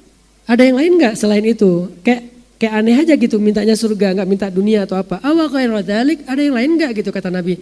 Huwa dzak, itu aja ya Rasulullah. Itu aja Rasulullah, saya nggak minta apa-apa. Akhirnya kata Nabi, fa'inni ala nafsika bikasratis sujud. Kalau gitu bantu aku dengan kamu memperbanyak sujud. Hadis riwayat Muslim. Sehingga dia dikatakan oleh para sahabat termasuk orang yang dijamin masuk surga lewat hadis ini. Ini artinya khidmat itu besar sekali dampaknya dalam kehidupan seorang murid. Dengan doanya, dengan hikmahnya, dengan rushdunnya, dengan qudwahnya, itu nggak akan didapatkan dengan majelis. Kemudian nanti kita belajar juga dari generasi yang setelahnya, baik generasi tabi'in, generasinya para sahabat, kayak mulazamahnya Hasan al-Basri kepada Umar bin Khattab. Akhirnya Umar mendoakan Hasan al-Basri, yang mulazamah siapa? Bukan Hasan, karena Hasan masih kecil banget, belum cukup umur. Yang mulazamah ibunya. Jadi ibunya Hasan al-Basri berkhidmat kepada Umar. Terus bayarannya apa kalau pakai bahasa bayaran ya? Tolong doakan anak saya Hasan al-Basri. Jadi dibawa ke Amirul Mukminin Umar. Ya Amirul Mukminin doakan anak saya Hasan al-Basri. Itu kenapa ada budaya di kita ketemu ulama minta doain anak. Didoakan sama Umar. Apa doanya Umar terhadap Hasan al-Basri? Allahumma faqihu fiddin. Kalau itu doanya Ibnu Abbas, Allahumma faqihu fiddin wa alimhu ta'wil. Kalau Hasan al-Basri, Allahumma faqihu fiddin wa habibhu ilan nas. Ya Allah, jadikan anak ini faqih dalam agama dan dicintai oleh semua orang. Apa yang terjadi kelak setelah Hasan al-Basri jadi ulama besar? Ada seorang gubernur namanya Hajjaj, ini gubernur zalim banget, kejam, suka bunuh para sahabat. Termasuk salah satu yang dia bunuh itu Abdullah bin Zubair. Sampai digantung jasadnya di Ka'bah sama Hajjaj. Jadi Hajjaj ini gubernur yang zalim lah, ibaratnya pemerintah yang zalim. Suatu hari Hajjaj marah dengan fatwanya Hasan al-Basri. Sehingga dia culiklah Hasan al-Basri, ditangkap dari Madinah dibawa ke Irak. Mau dipancung Hasan al-Basri. Tapi begitu sampai di istananya Hajjaj di Irak, pas ngelihat Hasan al-Basri, tadinya kan Hajjaj gak pernah ketemu Hasan al-Basri nih, pas ketemu langsung jatuh hati kepada Hasan al-Basri. Langsung gelar karpet merah, siapin hidangan terbaik, sehidangan Raja Salman. Lalu Hasan al-Basri dikasih makan, dikasih tempat tinggal yang layak di istana. Besoknya pulang dikasih kendaraan terbaik, dikawal sama pengawal terbaik, dikasih hadiah. Pas di perjalanan pulang, pengawal itu nanya, "Ya Syekh, kami heran, Anda itu sebetulnya dibawa ke Irak untuk dihukum mati. Karena Hajjaj marah dengan fatwa Anda. Tapi ketika Anda sampai di Irak, malah Hajjaj memperlakukan Anda seperti tamu yang sangat istimewa. Hajjaj malah senang kepada Anda, mendengarkan nasihat Anda. Hajjaj malah matanya berbinar-binar melihat Anda. Lalu ketika pulang disuruh kami mengawal Anda, kasih hadiah yang banyak. Apa yang terjadi gitu? Ternyata kata Hasan al-Basri, inilah doanya Umar bin Khattab. Ya Allah, jadikan anak ini faqih dalam agama dan dicintai oleh semua orang, bahkan musuhnya. Ini dahsyatnya doa karena khidmat. Beda kalau kalian minta doa tanpa khidmat. Ketemu Ustadz doain saya, Syekh doain saya, Yai doain saya, Habib doain saya. Beda, powernya tuh beda. Khidmat, minta doa, baru hasilnya luar biasa. Saya adalah hasil doa seorang ulama karismatik di Aceh, namanya Abu Abdullah Tengku Kutakrung. Waktu saya masih umur 5 tahun apa 6 tahun gitu, ibu saya datang ke Tengku Abdullah, itu dianggap ulama karomah lah di Aceh, udah meninggal kemarin. Karena ada banyak cerita rakyat lah tentang beliau. Pencuri masuk ke rumah beliau gak bisa keluar. Banyak kan cerita kayak gitu kan. Kata pencurinya, pas saya mau keluar semuanya kayak penjara, jeruji besi. Gak tahu cara keluar. Akhirnya dikasih makan sama Abu Abdullah itu. Kemudian sampai beliau, si pencurinya jadi muridnya. Ada cerita kayak gitu. Tapi kan ini cerita rakyat ya. Yang jelas beliau dianggap sebagai ulama karismatik. Saya datang kepada beliau dibawa sama guru, ibu saya. Sehari sebelum ibu saya membawa saya kepada beliau, saya mimpi beliau. Ini saya kasih tahu salah satu rahasia mimpi saya masa kecil ya. Saya punya beberapa mimpi masa kecil yang itu jadi kayak semacam guidance saya sampai umur saya segini. Salah satunya adalah saya mimpi beliau dalam mimpi saya, tapi saya nggak tahu beliau, nggak kenal beliau, cuma tahu wajahnya. Saya mimpi beliau, kemudian saya kayak ditahnik sama beliau, didoakan sama beliau, dinasihatin sama beliau. Saya nggak cerita ke ibu saya tentang mimpi saya. Besoknya dibawa sama ibu saya ketemu beliau. Ibu saya karena nggak punya waktu khidmat sama beliau seperti khidmat yang layaknya, hanya bawa hadiah. Kita ini orang miskin, nggak ada hadiah yang kita mampu yang mahal-mahal. Tapi apa yang ada aja gitu, bawa segala macam yang ada di rumah hadiah, bawa ke Abu Kutakrung. Abu gitu, tolong doakan anak saya ini. Pas saya lihat beliau, ini yang saya lihat kemarin di mimpi saya. Apakah beliau nyuruh saya datang atau lewat mimpi atau gimana saya nggak tahu lah ya. Pokoknya itu mimpi aneh aja gitu. Tapi insya Allah itu mimpi baik. Ini yang saya lihat kemarin di mimpi saya. Wajah orangnya itu kan kayak bercahaya gitu kan. Ustaz Bilal tahulah beliau gimana. Terus akhirnya beliau pegang kepala saya didoain. Semoga anak ini akan besar menjadi orang besar karena Al-Quran. Menjadi orang besar karena Al-Quran. Selang beberapa tahun kemudian saya juara musabaqah tingkat nasional. Lalu ikut musabaqah tingkat nasional beberapa kali, internasional waktu saya di Mesir. Sampai sekarang yang orang lihat salah satu dari saya tuh, saya senang banget dengan ngajinya Ustadz Hanan. Padahal ngaji saya biasa-biasa aja. Di sini ada Ustadz Wasil nih, Al-Hafiz di sebelah saya yang tadi saya salam sama beliau. Saya kagum sama hafalan beliau, ketawaduan beliau. Bacaan beliau lebih bagus daripada saya. Di sini ada Ahmad, muridnya 20 Mind. Bacaan Ahmad lebih bagus daripada saya. Saya kadang-kadang ngerasa gak pede ya ketika orang bilang, Ustadz saya senang banget dengan ngaji Ustadz Hanan sebelum tidur. Dalam hati saya, mending jangan deh. Mending kamu dengerin Syekh Al-Ghamidi, Siddiq Al-Manshawi atau siapa gitu. Jangan saya deh, saya masih banyak salah. Cuman gak tahu ya orang kayak bisa, jangan-jangan suara saya bikin orang ngantuk kali ya. Jadi akhirnya kayak enak aja gitu dengarnya. Tapi sisi baiknya saya ngerasa bahwa oh ini doanya Abu Kutakrung nih. Waktu saya masih kecil. Pulang dari Abu Kutakrung, kata Abu Kutakrung ke ibu saya, mandikan dia di Masjid Raya Baitur Rahman. Pulang dari sana, saya dimandiin sama ibu saya. Tapi dimandiinnya tuh bukan di tempat wudhu. Di tempat orang cuci kaki yang sebelum naik ke tangga masjid itu loh. Saya dimandiin di situ. Kata ibu saya ini berkah untuk orang sholat nih. Kan kalau di masjid-masjid Aswaja itu di bawah tangga paling bawah itu ada kolam kan. Nah di kolam itu saya mandi tuh. Alhamdulillah gara-gara mandi di kolam itu mungkin saya rambutnya agak keriting sekarang. Alhamdulillah berkah gitu. Ternyata itu adalah ya riyadhah yang kadang-kadang susah dijelaskan secara secara persepsi urban. Itu ada dalam ilmu mulazamah namanya. Sehingga doanya Umar bin Khattab kepada Hasan al-Basri itu juga yang menyelamatkan Hasan al-Basri kelak ketika bertemu dengan Hajjaj. Begitu juga dengan cerita Imam Al-Ghazali yang saya pernah cerita di Tarbiyah juga. Imam Al-Ghazali itu ayahnya punya 2 anak. Imam Al-Ghazali sama adiknya yaitu Ahmad. Sama-sama ulama besar. Yang satu ulama fikih, yang satu ulama tasawuf. Ulama ruhaniyah. Ayahnya Imam Al-Ghazali itu setiap ketemu ulama beliau nangis. Lalu beliau berdoa, ya Allah jadikanlah anak aku seperti beliau. Lalu beliau kasih hadiah, apa yang beliau punya dikasih buat ulama. Syekh, doakan saya punya keturunan seperti Anda. Dua ulama yang dia sangat kagumi, satu ulama ahli fikih, yang satu ulama ahli tasawuf. Anak-anaknya dua-duanya laki-laki, yang satu ahli fikih yaitu Imam Al-Ghazali, satu lagi ahli tasawuf Imam Ahmad.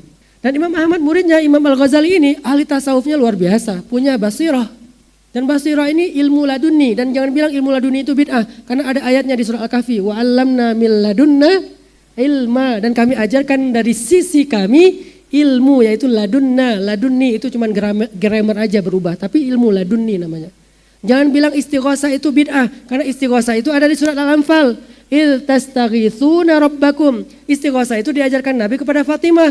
Ya hayyu ya qayyum bi rahmatika astaghits. Ya mughits aghithni. Sejak kapan jadi bid'ah? Berarti kita kurang baca, kurang literasi, tinggal baca aja. Kalau belum tahu jangan bilang nggak ada hadisnya, bukan, nggak tahu hadisnya. Jadi saya ralat ya kata-katanya, jangan pernah bilang nggak ada hadisnya, bilang aja saya belum tahu hadisnya. Siapa tahu ada, kita aja yang belum baca, kan kita hafal hadis cuma 1/4, cuma 1/3. Innamal a'malu, udah segitu doang yang kita hafal. Itu aja belum satu hadis, tapi bilang nggak ada hadisnya. Jumlah hadis itu lebih dari 1 juta hadis yang dihafal Imam Ahmad, 1 juta hadis. Kamu bilang nggak ada hadisnya? Gimana ceritanya? Akhirnya kita kembalikan lagi, saya nggak tahu. Allahu a'lam, Allah wa rasuluhu alam, gitu aja mending, aman buat kita. Akhirnya gara-gara doa dari para masyayikh, ayahnya Imam Al-Ghazali itu punya anak, dua-duanya solih dan dua-duanya orang yang berilmu. Suatu ketika Imam Al-Ghazali itu nggak khusyuk dalam sholat gara-gara mikirin fikih tentang haid dan nifas. Nanti kalian baca dah di kitab Ihya itu tentang biografinya. Jadi pas sholat Imam Al-Ghazali itu mikirin fikih hukum haid, hukum nifas. Kalau mereka kan mikir ya, kalau kita kan baca kan. Karena kita nggak hafal jadi kita baca. Kalau mereka kan hafal jadi di dalam referensi ini, di dalam kitab ini, di dalam hadis ini, dalam ayat ini. Jadi mikir sambil sholat mikirin bab haid dan bab nifas. Akhirnya Imam Ahmad nggak mau jadi makmumnya Imam Al-Ghazali. Nggak pernah mau jadi makmumnya. Sampai Imam Al-Ghazali ngadu ke ibunya, Bu, itu Ahmad kenapa nggak pernah mau jadi makmum saya? Memang salah saya apa sih gitu? Dipanggil Ahmad sama ibunya, Ahmad kenapa? Ya udah temenin kakak gitu. Akhirnya Ahmad datang ke Imam Al-Ghazali ngasih tahu kenapa dia nggak mau jadi makmumnya Al-Ghazali. Kata dia, aku nggak bisa jadi makmum kamu karena di bajumu itu penuh dengan darah. Di baju kamu itu penuh dengan darah. Ternyata maksud Imam Ahmad di baju Al-Ghazali penuh dengan darah, ketika sholat Imam Al-Ghazali mikirin darah. Mikirin nifas, mikirin haid, hukumnya apa. Imam Ahmad merasakan itu, entah gimana caranya. Sehingga secara fikih kan kalau berdarah di baju kita itu kan najis, jadi nggak boleh sholat. Tapi kan ini bukan najis yang fisik kan, hanya pikirannya aja tentang najis gitu. Akhirnya Imam Ahmad ngasih tahu ke Imam Al-Ghazali tentang kemuliaan ilmu Imam Ahmad, yaitu ilmu basirah. Yang Imam Al-Ghazali selama ini nggak tahu apa-apa. Baru Imam Al-Ghazali mengakui ilmunya Ahmad. Ahmad, kamu belajar dari siapa? Akhirnya Ahmad kasih tahu gurunya, Syekh Al-Utaqi, seorang penjual roti. Ulama biasa yang nggak terkenal, nggak punya akun sosial media, nggak punya banyak followers. Dia jualan roti doang di tokonya gitu. Itu guru saya kata dia. Akhirnya Imam Al-Ghazali belajar ke sana. Pas belajar ke sana pakai baju istilahnya tuh baju yang penuh dengan wikor. Wikor itu wibawanya seorang ulama. Ya mungkin jubah. Malam ini saya sengaja pakai jubah ya biar agak-agak wibawa gitu. Tapi tetap enggak wibawa. Pakai baju wibawa ustadz syekh banget gitu kan. Sementara Imam Al-Utaqi bajunya baju penjual roti. Pas ketemu kan kayak jomplang banget gitu ya. Antara murid sama guru. Muridnya kayak guru, guru kayak murid. Akhirnya Imam Al-Ghazali bilang kepada Syekh Al-Utaqi, saya ingin menjadi murid Anda. Terus kata Syekh Al-Utaqi, lepaskan dulu pakaian kamu.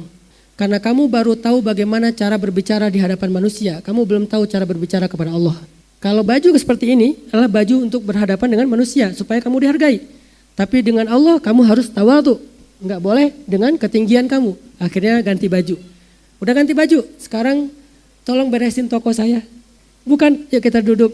Allah berfirman, Rasulullah bersabda, enggak, beresin toko saya. Kan ini feodal ini, memanfaatkan murid. Tapi itu terjadi dalam Islam. Beresin toko saya kata Imam Al-Utaqi. Hah, beresin toko? Beresin. Udah selesai beres, dikira sama Imam Al-Ghazali kalau udah beres nanti belajar kan. Beres-beres toko dulu udah gitu taklim lah gitu kan, 1 hadis 2 hadis. Enggak, udah selesai pulang. Mikir semalaman. Besok datang lagi. beresin toko saya, pulang lagi. Lusa beresin toko saya, pulang. Enggak ngajarin satu huruf pun. Tapi selama beberapa bulan Imam Al-Ghazali belajar ke Syekh Al-Utaqi, tiba-tiba Imam Al-Ghazali menjadi orang yang punya basirah. Doanya mustajabah. Waktu itu Imam Al-Ghazali lagi viral, dihujat sama orang-orang Syiah, terutama Syiah yang Hasasiyun, yang kemudian jadi asasin. Itu kan ada Hasan Sabbah kan pada masa itu kan. Syubhatnya zaman Imam Al-Ghazali itu kan Hasan Sabbah, orang Syiah. Dan Imam Al-Ghazali itu kan memurnikan Islam, makanya beliau disebut mujaddid karena memurnikan Islam setelah syubhatnya orang Syiah. Pemimpinnya salah satunya Hasan Sabbah, dia bikin pasukan laskarnya Syiah namanya Hasasiyun, terus terkenal jadi asasin dan kita bangga sama asasin. Padahal itu adalah pasukannya orang-orang Syiah yang menghalalkan darah kaum muslimin. Imam Al-Ghazali membantah mereka. Nah, gara-gara itu Imam Al-Ghazali itu difitnah. Yang fitnah orang Mesir. Karena waktu itu di Mesir itu Syiah kuat gitu. Memfitnah Imam Al-Ghazali. Sampai Imam Al-Ghazali itu dibenci banyak orang.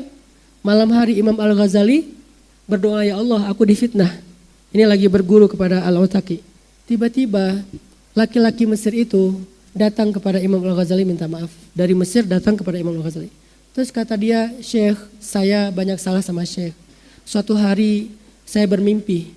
Dalam mimpi itu saya ngelihat Rasulullah, Abu Bakar, Umar dan di belakangnya ada engkau ya Syekh. Lalu tiba-tiba engkau berkata kepada Rasulullah, ya Rasulullah, hadzal rajul yu'dzini. Ya Rasulullah, laki-laki ini menyakiti saya dengan cara memfitnah tadi. Terus kata Rasulullah dalam mimpi itu, a'tini siyat, beri saya cambuk. Lalu Rasulullah menyuruh saya membuka baju, lalu mencambuk saya dengan cambukan yang kalau nggak salah 10 kali. Lalu sampai saya kaget, pas saya bangun dari tidur, di punggung saya banyak bekas cambukan. Akhirnya saya sadar ya Syekh, saya udah salah kepada Anda. Maka datanglah dia kepada Imam Al-Ghazali untuk minta maaf. Itu nggak bisa dapat dengan majlis, itu dapat dengan mulazamah, dengan ittiba kepada guru, dengan khidmat kepada guru. Tapi ini jangan dimanfaatkan juga ya, karena kan kita tetap mengakui ada si oknum-oknum yang memanfaatkan literasi ini kan untuk kepentingannya kan. Kalian tanya sama anak-anak pemuda hijrah, saya pernah gak manfaatin anak pemuda hijrah? Gak pernah. Kalaupun saya minta tolong, saya pengen banget membalas dia. Apakah dengan memberikan dia hadiah kecil, atau kalau perlu dia digaji bulanan atau apa. Gak pernah saya minta, tolong khidmat saya, tolong beres-beresin sendal saya. Enggak. Walaupun itu boleh-boleh aja, gak apa-apa banget. Tapi saya gak enakan. Jadi walaupun saya paham itu boleh, saya sebagai guru gak pernah meminta itu. Tapi saya sebagai murid, saya juga punya guru, saya berusaha kayak gitu. Ketika saya ketemu Yai Marzuki, beliau mau keluar dari rumahnya, saya langsung susun sendalnya. Beliau tanya, sendal saya mana? Langsung saya cari sendalnya. Gak ketemu, ternyata sendal Yai lagi dipakai sama si murid yang ada di pondok itu. Ini agak aneh juga sih. Akhirnya saya kasih sendal saya, dipakai sama Yai. Bagi saya, sendal saya dipakai beliau, itu kehormatan buat saya. Saya jalan gak pakai sendal, itu mulia bagi murid. Karena saya juga seorang murid, jadi jangan kalian lihat saya hanya guru doang, enggak. Saya murid juga. Saya ke guru kayak gitu. Saya ketemu guru yang ngajarin saya ngaji waktu SD. Gimana saya memperlakukan beliau? Sehormat mungkin. Sehingga ini bukan tentang harapan seorang guru kepada murid biar dapat untung. Enggak, karena saya pun murid. Memperlakukan guru seperti itu. Jadi ini cerita-cerita yang luar biasa dari para ulama. Singkat ceritanya adalah orang-orang yang tadi kita baca kisahnya. Mereka semuanya adalah orang-orang yang dapat keberkahan ilmu. Abdullah ibnu Mas'ud dengan khidmatnya kata para ulama. Allah berikan ketajaman dia dalam menghafal Al-Quran. Kalian tahu surat terpanjang di Al-Quran itu surat apa? Yang paling panjang dan turun sekaligus surat apa? Al-An'am. Al-Baqarah terpanjang tapi turunnya berkali-kali. Al-An'am 11 lembar. 1 juz lebih 1 lembar. Turun sekaligus. Dibaca oleh Nabi di depan para sahabat. Lalu Abdullah bin Mas'ud angkat tangan, ya Rasulullah saya sudah hafal. Sekali dengar hafal. Kita 10 kali dengar lupa. Dia sekali dengar hafal. Apakah itu kecerdasan? Kalau kecerdasan mah orang Indonesia kurang cerdas apa sih? Kita baru kemarin anak kecil Indonesia juara Olimpiade Matematika kan di Cina kan. Orang Indonesia itu enggak kalah cerdas. Jangan bilang orang Yahudi yang cerdas ya, saya agak kurang setuju sih. Karena yang sering juara Olimpiade orang Indonesia bukan orang Israel. Jadi orang Indonesia itu cerdas-cerdas sih sebetulnya. Tapi kok kita susah banget ngafal Quran. Ngafal lagu gampang. Tadi saya bilang saya enggak perlu ngafal. Lagi mau nyetir, waktuku kecil, lagi mau makan, waktuku, kehafal coba. Saya pengen banget lupa lagu itu, tapi kehafal lagi. Pengen banget lupa lagu itu, kehafal terus kan ya. Kalau sekarang yang kehafal apa? Pandangan matamu sayu itu kan ya, yang lagi viral tuh yang lagu 70s. Kok jadi kehafal ya? Giliran Al-Quran lupa terus. Kita ngafal di belakang, di depan, lupa yang di belakang. Murojaah di belakang, lupa lagi yang di depan. Kenapa? Kayaknya kita kurang mulazamah sama guru ngaji kita. Ibnu Mas'ud sekali dengar hafal. Rasulullah tanya, wahai Ibnu Mas'ud coba kamu baca, dibaca. Enggak ada satu huruf pun yang salah. Terus yang hebatnya lagi apa? Bacaannya persis kayak Jibril. Kalau kita persis kayak paling keren Imam Masjidil Haram lah gitu ya. Alhamdulillahi Rabbil Alamin. Ikutin siapa? Mu'aikili misalnya. Kalau saya senangnya misalnya Syekh siapa gitu kan. Saya senangnya sebetulnya Syekh Sa'dul Ghamidi dari dulu. Cuman susah banget, mau niru gak mirip-mirip. Akhirnya jadi Syekh Hanan. Yang aneh aja gitu apa suaranya. Tadinya pengen Al-Ghamidi tapi bawanya jadi milik sendiri yang aneh lah pokoknya. Nah kita paling mirip itu ya Imam Masjidil Haram. Kalau sahabat miripnya malaikat. Sehingga siapa yang pengen dengar bacaan persis Jibril, dengarlah Ibnu Mas'ud. Siapa yang pengen membaca Al-Quran, men-store hafalan Al-Quran, storelah kepada Ibnu Mas'ud. Nabi merekomendasikan Ibnu Mas'ud. Jadi ketika mulazamah, guru ngasih kita kerjaan biasanya, ngasih kita tugas dakwah. Ibnu Mas'ud, kamu Al-Quran. Anas bin Malik, kamu bagian apa misalnya. Nanti Ka'ab bin Malik kamu bagian apa, kamu yang belajar bahasa, kamu belajar ini, kamu belajar itu. Jadi kita didelegasikan sama guru kita untuk dakwah. Tapi kalau taklim nggak ada tugas, saya nggak ada tugas untuk kalian. Selesai ini ya udah kita bubar aja. Itu bedanya mulazamah. Jadi khidmat guru itu dapat berkah meneruskan perjuangan. Yang terakhir, ternyata gara-gara kita mengikuti para ulama atau guru dalam mulazamah dan khidmat, kita akan mendapatkan keberkahan dari perjuangan mereka. Seperti yang tadi saya sampaikan, Imam Asy-Syafi'i ketika beliau mengajarkan ilmu, akhirnya ilmu beliau disebut sebagai sebuah mazhab, namanya mazhab Syafi'iyah. Maka semua murid beliau yang meneruskan perjuangan beliau dalam menyebarkan mazhab Syafi'i, termasuk Imam An-Nawawi, mendapatkan pahala dari ilmunya Imam Asy-Syafi'i. Jadi mereka nggak perlu belajar dari awal lagi seperti Imam Syafi'i, mereka tinggal terusin aja dengan pendekatan-pendekatan yang lebih kontemporer sesuai dengan zamannya. Jadi kita ada estafetnya gitu. Sehingga kalau kalian mulazamah, misalnya mulazamah saya nih, saya ada perjuangan dakwah saya, yaitu dakwah anak muda dengan metode yang lebih sesuai dengan zamannya. Nanti kalian tinggal touch up, dikembangin lagi, diterusin lagi. Nggak perlu kalian menyusun dari awal lagi. Saya pun sebetulnya nggak menyusun dari awal, saya dari guru-guru saya yang menterbiah saya. Sehingga terus ada estafet dari satu ilmu ke ilmu yang lain, generasi ke generasi yang lain. Semoga tradisi ini enggak lagi kita anggap sebagai sesuatu yang aneh, hanya sebagai sebuah budaya lokal, tapi kita sadar bahwa ini adalah sunnah Nabi SAW. Apa salah satu sunnah Nabi dalam pendidikan? Mulazamah wa khidmatus syaikh, menyertai dan berkhidmat kepada guru. Dan saya tutup dengan satu qaul dari ulama, ada satu qaul. Man laisa lahu syekh fa syaikhuhu syaitan. Siapa yang tidak punya syekh, maka syekhnya adalah syaitan. Ini qaul ya, bukan hadis ya. Siapa yang enggak punya syekh, syekhnya adalah setan. Siapa yang enggak punya guru, berarti gurunya adalah setan. Kalau sekarang mungkin bisa kita tambahkanlah sedikit. Siapa yang enggak punya guru, berarti gurunya TikTok. Siapa yang enggak punya guru, berarti gurunya GPT, Gemini, DeepSeek. Dan mereka itu bukan guru yang punya riwayat. Semoga berkah semuanya. Allahu a'lam, semoga kita menjadi santri yang punya keberkahan guru, semoga kita menjadi thalibul ilmi yang diberikan oleh Allah hikmah dan rushdun, dan semoga bangsa Indonesia akan kuat dengan kuatnya para thalibul ilmi di antara kaum muslimin, kuat dengan pendidikan Islamnya yang diambil dari sunnah Nabi SAW. Saya rasa demikian aja. Wallahul muwafiq ila aqwamit thoriq, billahi taufiq wal hidayah. Wassalamualaikum warahmatullahi wabarakatuh.